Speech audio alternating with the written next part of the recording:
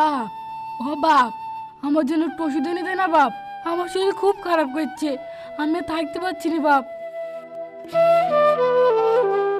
মা, ও মা, কি হয়েছে তোমার? বাপ, আমাকে ওষুধ দে বাপ।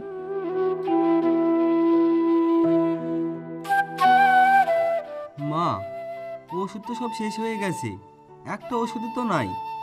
মা, তোমার প্রেসক্রিপশনটা কোথায়? এই বালিশের নিচে দেখ বাপ। আচ্ছা মা, তুমি থাকো, আমি তোমার জন্য ওষুধ নিয়ে আসছি। বাবা, হ্যাঁ মা, বলো। তুই আমাকে অনেক ভালোবাসিস তাই না বাবা?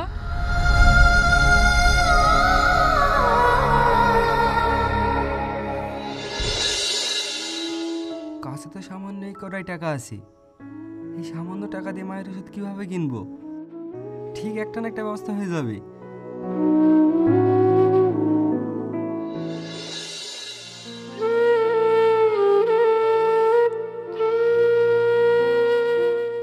দেখে মনে হচ্ছে এরা অনেক বড় লোক পরিবারের ছেলে মেয়ে।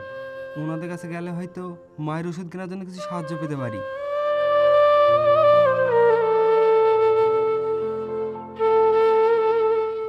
বোন, একটা কথা বলতাম। হ্যাঁ বল। আমার কিছু টাকার দরকার, বাড়িতে বৃদ্ধ মা খুব অসুস্থ, তার জন্য ওষুধ কিনতে হবে। চল আজ একেই মুরগি বানাই। মুরগি বানানোর জন্য এই ছেলেটা একদমই পারফেক্ট। ওকে, কত টাকা হলে তোর আজকে সব চাহিদা মিটে যাবে? বোন, আমার মা খুব অসুস্থ, শুধু আমার মায়ের ওষুধের টাকাটা দিলেই চলবে। তাছাড়া আমার আর কিচ্ছু চাই না বোন, দয়া করে এইটুকু উপকার করলেই হবে। আমি খুব অসহায়, ছোটবেলা থেকেই আমার বাবা নেই। ঠিক আছে, টাকা দেব, বাট টাকা তো আর এমনি এমনি দেব না। তার জন্য তোকে একটা কাজ করতে হবে। কি কাজ বোন? আমরা যা করতে বলবো তা করতে পারবি? আপনারা যেই কাজ বলবেন আমি সেই কাজই করব, কিন্তু যেভাবেই হোক মায়ের জন্য ওষুধ নিয়ে যেতেই হবে, না হলে আমি আমার মাকে বাঁচাতে পারবো না। আমাকে কি করতে হবে বলেন? আচ্ছা ওয়েট, এই নে 10 টাকা। ওই যে সামনের দোকানটা দেখতে পাচ্ছিস, ওখান থেকে আমাদের জন্য 3টে সিগারেট নিয়ে আসবি। বোন, এইখানে তো মাত্র 10 টাকা আছে, 10 টাকা কি 3টে সিগারেট হবে? হ্যাঁ হবে, দোকানদারকে গিয়ে আমাদেরকে দেখালে দিয়ে দেবে। ঠিক আছে।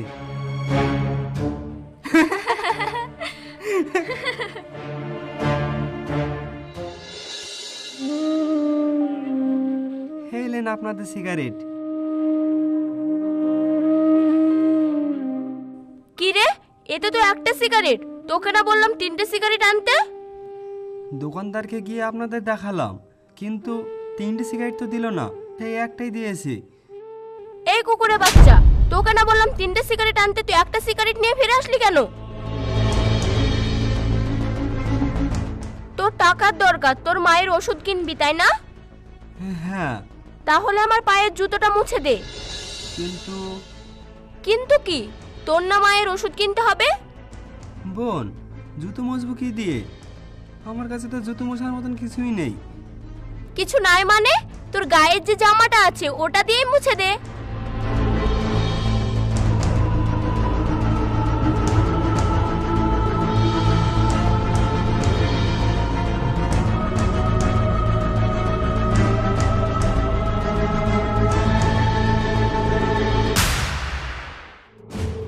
তোকে আমি আমার জুতো মুছতে বলেছি, তুই আমার পায়ে টাচ করলি কেন?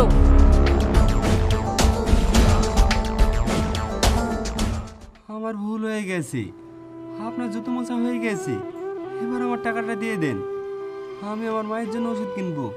আরে দেবো তো, একটু ওয়েট কর। এতটুকু কাজ করি কি আর টাকা পাওয়া যায়? ওয়েট ওয়েট, আমি এখন খালি পায়ে মাটিতে হাঁটবো, তুই আমার জুতো দুটো নিয়ে আমার সাথে সাথে হাঁটবি।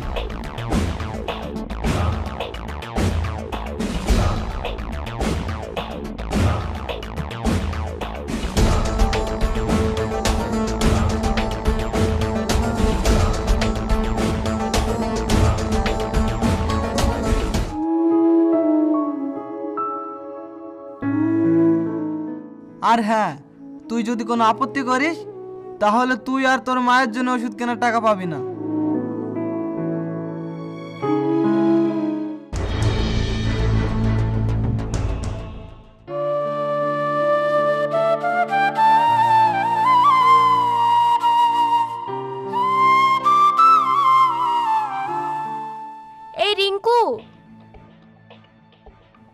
আমি ভিডিও করেছি, ভিডিওটা অনেক ভাইরাল হবে। তাই নাকি? এই শোন, জুতোটা ওখানে রাখ, ওখানে রেখে এখান থেকে চলে যা। কিন্তু বোন, আপনি তো বলেছিলেন যে আপনি আমাকে টাকা দেবেন আমার মায়ের ওষুধ কেনার জন্য। কি দেবেন না? এই ছোট লোকের বাচ্চা, তো সাহস কত? টাকা রোজগার করা লাগে, ফ্রিতে কেউ টাকা দেয় না, পারলে টাকা রোজগার করে নেগা।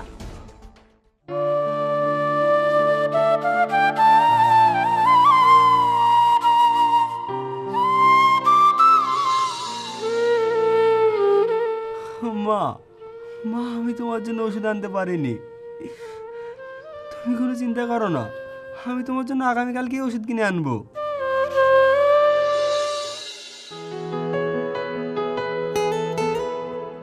কি রে, এত জরুরিভাবে ডাকলি যে? কিছু বলবি? মা মারা গেছে।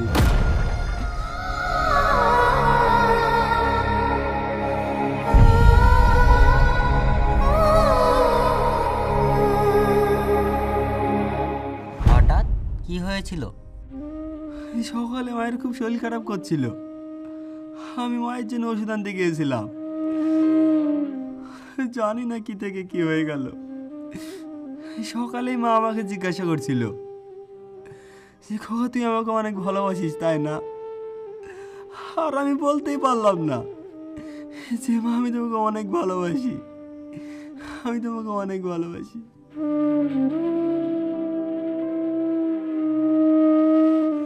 মা আমি তোমাকে মেরে ফেললাম। আমি যদি তোমার জন্য আগেই ওষুধ নিয়ে আসতাম তাহলে হয়তো আর তুমি আজ বেঁচে থাকতে। মা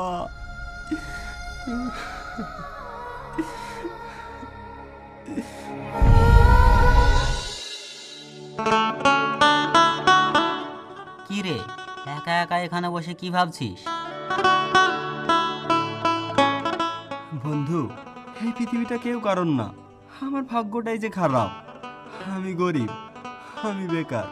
আমার মা যখন বেঁচে ছিল তখন ওষুধ কেনার টাকা ছিল না, তাই আমি একটা বড় লোক মেয়ের কাছে হাত পেতেছিলাম। টাকা তো আমাকে দিল না, ঘুরে উল্টে আমাকে চরমভাবে অপমান করলো। আমি জানি তুই অপমানগুলো কেন হয়েছিস, আর তুই শুধু তোর নিজের ভাগ্যের ওপর দোষ চাপিয়ে যাচ্ছিস।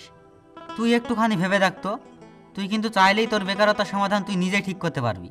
তুই তো নিজের ওপরেই ভরসা পাচ্ছিস না, আগে নিজেকে ভরসা করতে শেখ। তোকে একটা কথা বলি, এই যে রাতের পরে দিন আসে, এর জন্য কিন্তু পৃথিবীকে অনেক পরিশ্রম করতে হয়। সূর্যের চারিপাশে অনবরত তাকে ঘুরতে হয়, সে কিন্তু কখনো থেমে থাকে না। সে পরিশ্রম করে বলেই সূর্য তার সব সময় পাশে থাকে। তাই বলছি, আজ থেকে তুই পরিশ্রম করে তুই তোর নতুন জীবন শুরু কর। তুই তোর পৃথিবীকে তোর মতন তুই আলোকিত কর, এবং তুই সবাইকে দেখিয়ে দি তুইও পারিস।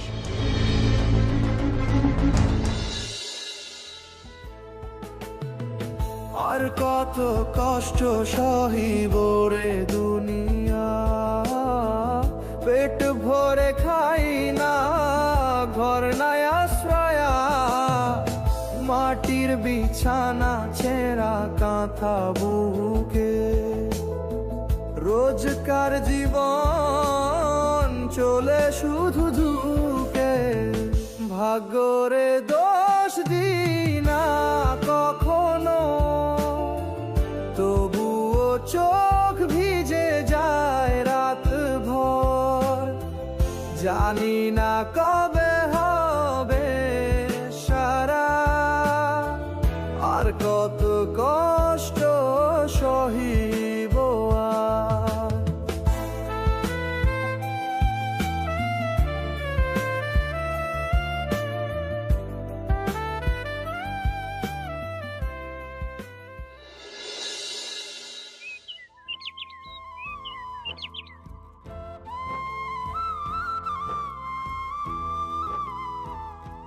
আপনার সাথে আমি দীর্ঘদিন ধরে বিজনেস করছি, ভাবছি আপনার একটা কথা বলবো। যদি আপনি কিছু মনে না করেন তাহলে আমি আপনাকে কথাটা বলতাম। জি বলুন। মানে আপনি তো এখনো বিয়ে করেননি? না, কিন্তু ভাবছি কিছুদিনের মধ্যেই করে ফেলবো। আমার একটা মেয়ে আছে, সবেমাত্র গ্র্যাজুয়েশন পাশ করেছে। আপনি আমার একজন অত্যন্ত প্রিয় মানুষ। ভাবছিলাম আপনার যদি একটু সময় হয় তাহলে ওর সাথে আপনার একটু দেখা করিয়ে দিতাম। বাট আমার খুব সময়ের অভাব। আর আপনি তো জানেন নাজিরপুরে আমার নতুন প্রজেক্টের কাজ চলছে। ও হ্যাঁ, আমি তো ভুলেই গিয়েছিলাম, আপনার বাড়ি তো নাজিরপুরের পাশে। আপনি এক কাজ করুন, আপনার মেয়েকে কালকে আমার সাইডে আসতে বলুন। আচ্ছা ঠিক আছে। হ্যালো, এই তো আমি চলে এসেছি। কই দেখতে পাচ্ছি না তো। এই তো তোমার পেছনে, গাড়ির দিকে তাকাও, আমি তোমার জন্য গাড়ি ভেতরে অপেক্ষা করছি। আচ্ছা, আমি আসছি।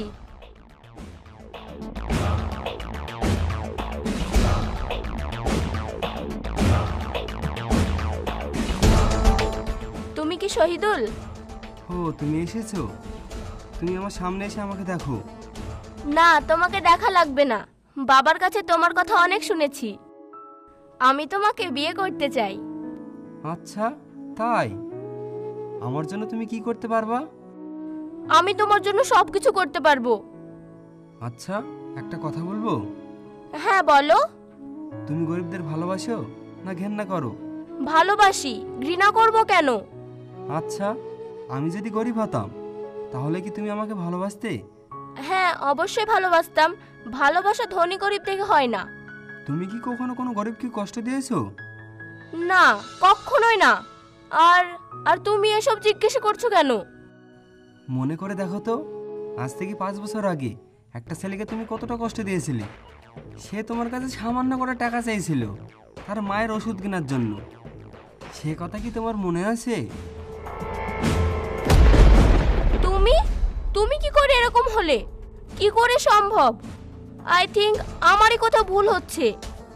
বাবা কি তাহলে আমাকে মিথ্যা বললো? না, তোমার কোথাও ভুল হচ্ছে না। আমি সেই ছেলে যাকে তুমি অনেক বেশি কষ্ট দিয়েছিলে। হ্যাঁ আমি সেই ছেলে যাকে দিয়ে তুমি জুতা মুছে নিয়েছিলে, যেই ছেলে সামান্য করা টাকার জন্য তোমার কাছে হাত পেতেছিল। হ্যাঁ আমি সেই ছেলে। সেদিনকার কথা আমি আজও ভুলতে পারিনি। সেদিন তুমি টাকার দিমাকে আমাকে অপমান করেছিলে। হ্যাঁ আমি সেদিন গরিব ছিলাম, আমার অসুস্থ মায়ের জন্য সামান্য কড়া টাকা তোমার কাছ থেকে ভিক্ষা চেয়েছিলাম। তার জন্য তুমি আমাকে কতই না অপমান করেছিলে। আজও প্রতিটা রাতে তোমার সেদিনকার কথা মনে করি। তোমার সেদিনকার দেওয়া ব্যথা যন্ত্রণা আজও আমার বুকে তিল তিল করে বয়ে চলেছে। আমার এই বড় হওয়ার পিছনে তোমার অনেক বড় অবদান আছে। তুমি বলেছিলে না যে ফ্রিতে কেউ টাকা দেয় না, টাকা রোজগার করতে হয়। হ্যাঁ আমি রোজগার করতে শিখেছি, তাই আমি এত কিছু অর্জন করতে পেরেছি। এই শহরে আমার 6টা বাড়ি, 4টি গাড়ি, 2টো কোম্পানি, আমি 100 কোটি টাকার মালিক। আর তুমি কি আছে তোমার? সেই যে গুজ আমার বউ হতে চলে এসেছো। সরি, আমার ভুল হয়ে গিয়েছে, আমাকে মাফ করে দাও। তুমি যদি আমাকে মাফ না করো তাহলে আমি মরেও শান্তি পাবো না। আমার চোখ খুলে গিয়েছে। আসলে আমরা বড়লোক হলে গরিবদেরকে ভুলে যাই, এটা আজ আমি বুঝতে পেরেছি। গরিবরাও মানুষ, তুমি আমাকে মাফ করে দাও। আমি আর গরিবদেরকে কখনো ঘৃণা করব না, তাদেরকে আর কখনো কষ্ট দিব না। আমাকে আর একটিবার সুযোগ দাও, আমি তোমাকে কথা দিচ্ছি এরকম কাজ আর আমি কখনো করব না। আমি সারাটা জীবন তোমার সঙ্গে থাকতে চাই। সেদিন আমি গরিব ছিলাম বলে তোমার বন্ধু জুতো আমাকে ধরিয়ে দিয়ে সেদিন তুমি আমার ভিডিও বানিয়েছিলে। আর আজ আমি বড়লোক হয়েছি বলে আমাকে বিয়ে করে আমার সাথে সংসার করার স্বপ্ন দেখছো। আমার বাবা অনেক আশা করে তোমার কাছে পাঠিয়েছে, প্লিজ আমার বাবার আশাটা ভেঙে দিও না। তোমার বাবার স্বপ্ন পূরণ করতে হলে আমার মৃত মাকে তোমাকে ফিরিয়ে এনে দিতে হবে।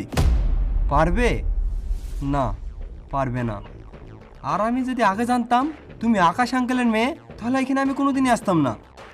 তুমি তোমার স্ট্যাটাস নিয়ে পড়ে থাকো, তোমার স্ট্যাটাস আলাদা আর আমার স্ট্যাটাস পুরোটাই আলাদা। সো গুড বাই, ভালো থেকো।